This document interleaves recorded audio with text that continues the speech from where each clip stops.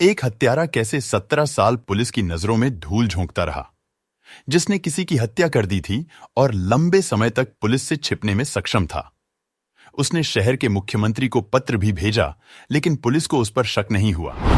कुछ लोगों ने चुपचाप सोचा कि वह हत्यारा हो सकता है, लेकिन हत्यारा खुद को बचाने की कोशिश करने के लिए अपराधों के बारे में फिल्में देखा करता था, जिससे उसे वहां आइडिया मिलता था।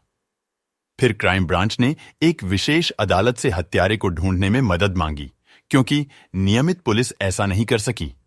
लेकिन फिर भी काफी देर बाद भी हत्यारे का पता नहीं चला।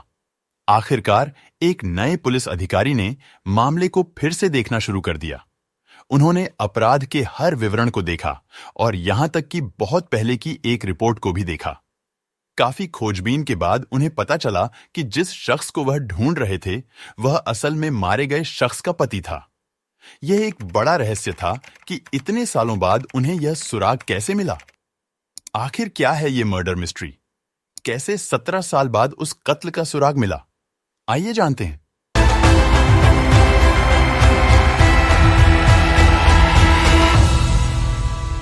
नमस्कार दोस्तों, स्वागत है आपका हमारे इस चैनल पर, जहां हम खुलासा करते हैं सच्ची घटना पर आधारित क्राइम स्टोरीज के बारे में, जिसका उद्देश्य आपको सतर्क और सावधान करना है।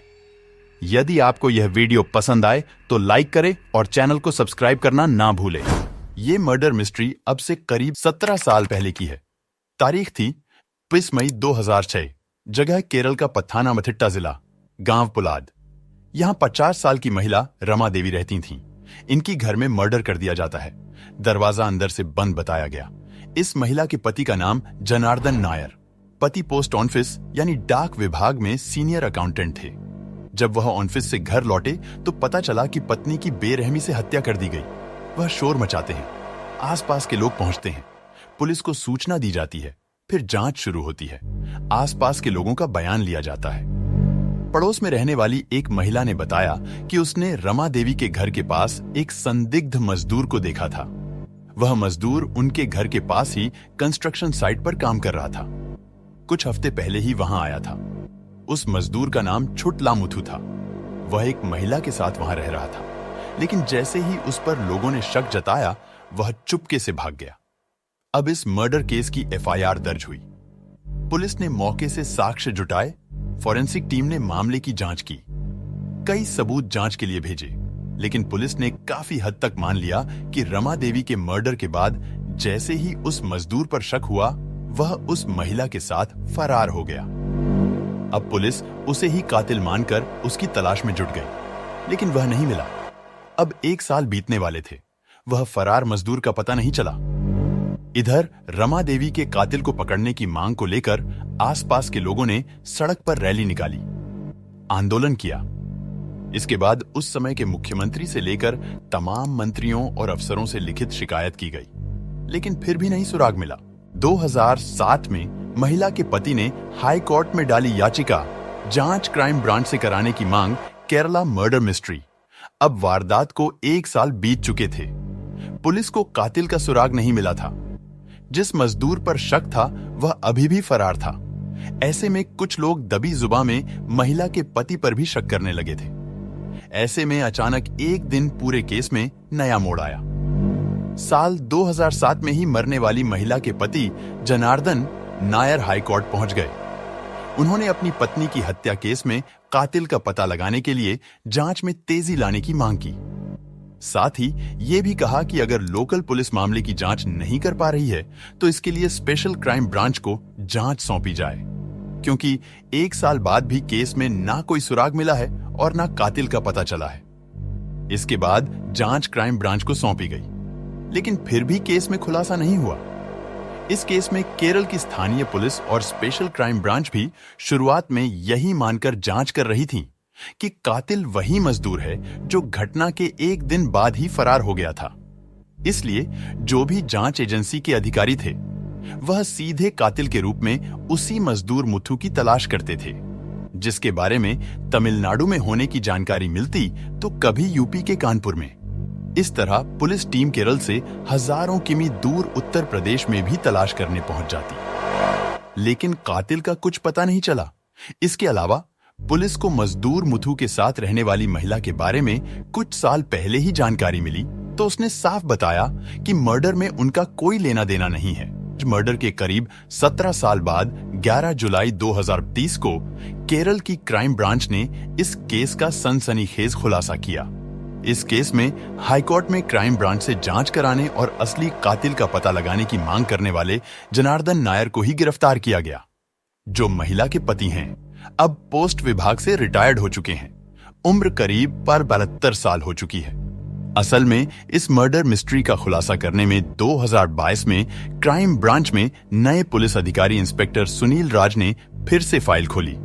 इस बार उन्होंने शुरू से यानी पहले दिन से जांच करने का फैसला लिया। वह मौके पर पहुंचे, लेकिन 16 साल में अब वह घर टूट चुका था जिसमें महिला की हत्या हुई थी। इसीलिए उन्होंने उस समय यानी 2006 में जब मर्डर हुआ था, उस समय वारदात की ली हुई फोटो देखी। किसने क्या बयान दिया था, सबके बयान पढ़ें।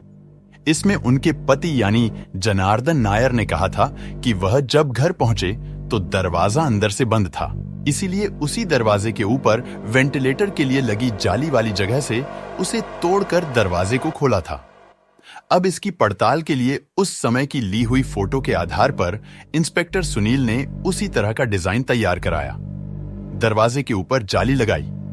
इसके बाद दरवाजे को खोलने का प्रयास किया गया। तब पता चला कि इतनी ऊंचाई से तो दरवाजा खुल ही नहीं सकता है।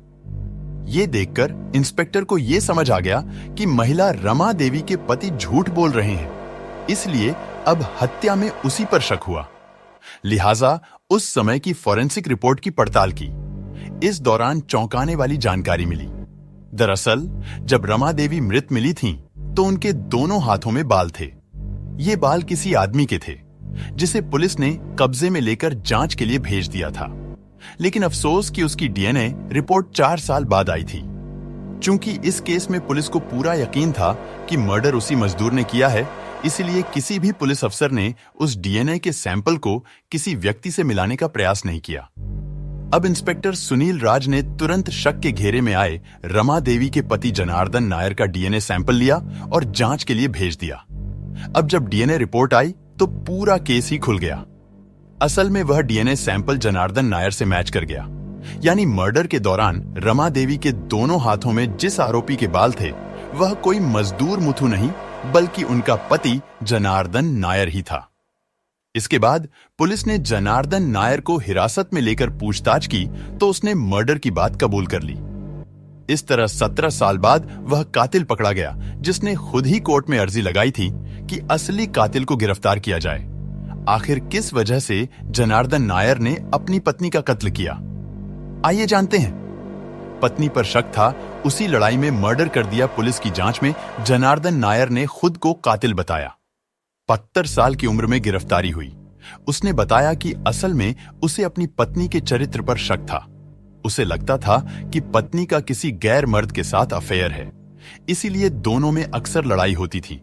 घटना वाले दिन भी लड़ाई हुई थी। दोनों एक दूसरे की पिटाई कर रहे थे।